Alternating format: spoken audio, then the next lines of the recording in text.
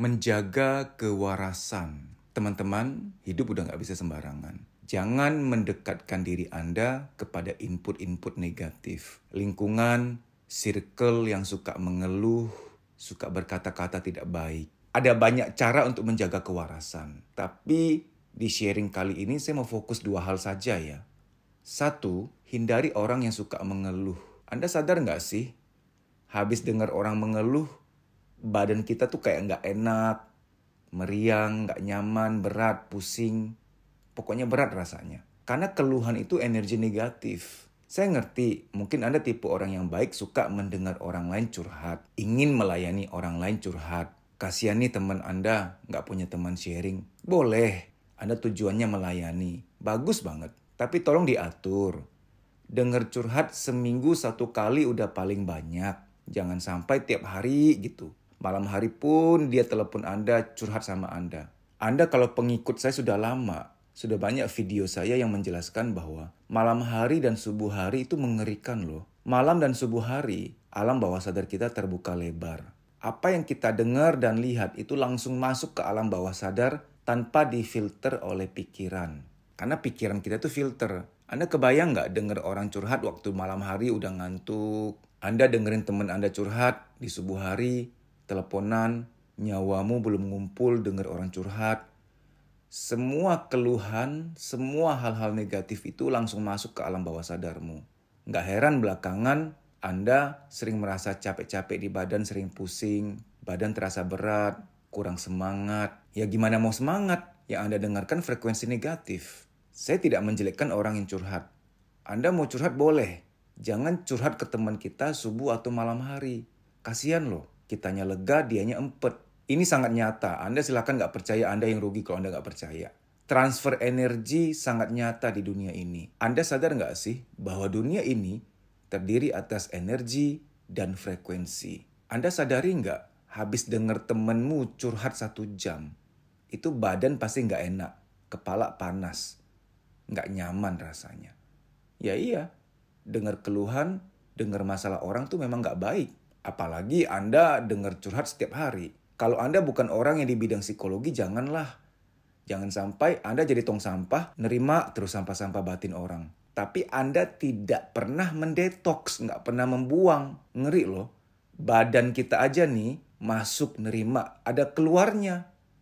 Kita makan, kita minum, kita menghirup oksigen. Ada pengeluarannya loh. Makan dan minum kita keluarnya gimana? Maaf, BAB, BAK. Nafas kita ambil oksigen, keluarnya apa? Keluar juga berupa karbon dioksida. Tubuh kita mekanismenya ada menerima, ada mengeluarkan. Nah, jiwa Anda, kebayang nggak jiwa Anda tuh cuma nerima aja. Dengar, lihat, tapi nggak pernah mengeluarkan, nggak pernah dibuang, nggak pernah detox.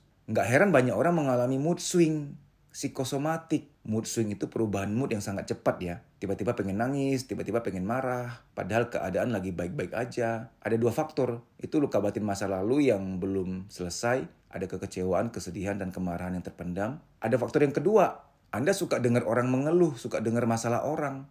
Nambah-nambah beban lagi jadinya. Saya tidak mendiskreditkan orang yang suka curhat. Bro, sis, kalau Anda ada masalah, curhat paling benar kepada Tuhan. Mengeluh kepada Tuhan, itu udah nomor 1. Kalau mau curhat kepada teman, oke, seminggu sekali. Kalau nggak cukup, pengennya setiap hari. Ya udah cari siapa yang memang dia adalah orang psikologi. Yang dia tahu cara membersihkan diri setelah terima curhat. Itu ada ilmunya. Agar jangan sampai kita sharing ke teman setiap hari. Kita sih lega, nyaman. Tapi pernah pikirkan nggak kesehatan biologis dan psikologis teman kita? Banyak orang nggak sadar ya. Kebanyakan terima curhat, kebanyakan dengar masalah orang. Itu bisa migrain, sering sakit, tidur nggak nyenyak, mimpi nggak karu-karuan, mimpi buruk. Bahkan bisa mimpiin masalah orang lain loh. Masalah kita sendiri aja belum habis dimimpiin, malah ada agenda tambahan, mimpiin masalah orang lain. Kalau sampai Anda mimpiin masalah orang lain, itu berarti udah kebangetan. Udah terlalu banyak Anda. Udah melebihi batas dalam mendengar masalah orang lain. Kembali ke topik kita, menjaga kewarasan. Pengen tetap waras, kurang-kurangi mendengar orang mengeluh. Bener, Anda sebulan aja nggak dengar keluhan, itu badan enak, ringan, nyaman. Mas gimana, emang kerjaanku dengar orang mengeluh, aku kan customer service, aku kan operator telekomunikasi, operator bank yang memang dengar orang ngeluh, gimana? Ya sudah, apa boleh buat? Untuk Anda yang memang kerjaannya nerima keluhan dari customer, konsumen, maka nanti di akhir banget ada solusi khusus untuk Anda. Terutama Anda yang berada pada lingkungan atau keluarga yang toksik, di mana mama atau papamu atau kakakmu yang sudah menikah sering menceritakan masalah rumah tangganya kepada Anda. Mau pergi nggak bisa, kan keluarga sendiri. Nanti Anda tonton sampai akhir, khusus orang-orang yang nggak bisa pergi dari situasi toksik, maka ada cara lain. Nah, faktor kedua, untuk menjaga kewarasan. Hindari orang-orang yang suka berkata-kata kasar, kebun binatang, candaan-candaan yang nggak membangun. Banyak loh orang ketika bercanda tapi caranya nggak bener. Walaupun niatnya, tanda petik menurut mereka bener. Niatnya bercanda kok. Gitu aja kok tersinggung. Contoh, ada orang bercanda, alah gua aja nggak bisa apalagi elu. Dengar begitu terus lama-lama mental kita terkerdilkan. Mental kita merasa nggak mampu, merasa nggak kuat, merasa nggak bisa, merasa nggak layak, merasa nggak hebat. Apalagi teman-teman yang bercandanya parah ya. Manggil kita tuh pakai kebun binatang gitu sebagai julukan. Apalagi misalkan Anda lagi diet, pengen banget langsing. Teman Anda selalu mengejek, si gendut datang, si endut datang. Setiap kali ketemu pasti, gemukan ya. Kan nggak nyaman ya rasanya. Ya udah. Ngapain kalau nggak nyaman ketemu-ketemu lagi? Nggak usah. Mendingan tegas. Nanti dipikir sombong mas.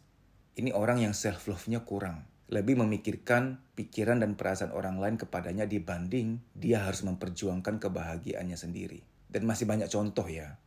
Pokoknya setiap kali ketemu orang-orang itu nggak enak aja candaannya. Ada julukan, candaan, statement-statement yang buat kita kok habis ketemu dia malah nggak enak ya. Tambah jelimet ya. Kok merasa nggak pede habis ketemu dia ya. Habis ketemu mereka kok kayaknya nggak nyaman aja, nggak enak aja. Ya udah itu circle negatif. Saya mau kasih tahu Anda satu hal supaya Anda nggak merasa bahwa menghindari orang yang toksik adalah suatu kesombongan. Bukan merupakan kesombongan kalau Anda menghindari orang yang suka berkata negatif. Saya berikan ilustrasi. Misalkan Anda piara ayam, Anda belikan rawon setan. Bagi yang nggak tahu rawon setan itu apa, Anda Google aja rawon setan. Terus ayammu nggak mau makan, kabur dia. Terus kamu bilang, ayamku sombong ya. Padahal rawon setan tuh enak loh, mahal pula. Kok malah nggak dimakan, nggak bersyukur, nggak tahu diri. Sombong, ayamku. Bukan sombong, itu bukan makanan dia. Sama seperti Anda ketika Anda menghindari hal-hal negatif. Anda bukan sombong, itu bukan makananmu. Kenapa kok hubungannya ke makanan? Iya, itu makanan batin. Kalau makanan biologis kan makan, minum, menghirup oksigen. Kalau makanan psikologis, makanan jiwa, makanan batin itu apa? Masuknya lewat mana? Masuknya lewat mata sama telinga. Makanan biologis masuknya lewat mulut dan hidung. Makanan batin masuknya lewat mata sama telinga. Apa yang kita dengar, apa yang kita lihat. Jadi kalau Anda menghindari orang yang negatif, Anda sedang jaga makan. Itu bukan makananmu. Anda pemilih, Anda picky. Hanya mau berteman kepada orang-orang yang membangun, yang baik, yang positif. Baik demikian ya, semoga sharing ini bermanfaat. Terima kasih, sampai jumpa. Bagi kamu yang udah melek psikologi, yang merasa bahwa terapi psikologi itu penting, follow Instagram saya @dedisusanto_pj_official. Di story itu ada jadwal training. Ikuti training itu, biar kamu lega, biar kamu plong. Namun ketika kamu lihat jadwal training, ternyata kamu berada di kota yang nggak ada di jadwal, kamu bisa ikut program training pribadi dengan saya, nanti via telepon. Nah, cara daftarnya gimana? Kamu harus DM ke Instagram Kuliah Psikologi. Ini ada di layar, kamu tinggal DM ke sana, nanti akan diberitahu prosedurnya untuk training pribadi via telepon.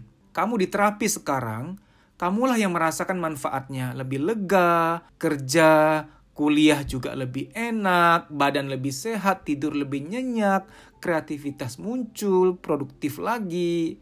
Manfaatnya berkali-kali lipat. Sampai jumpa, dimudahkanlah bahagiamu, dilancarkan urusanmu. Amin. Terima kasih.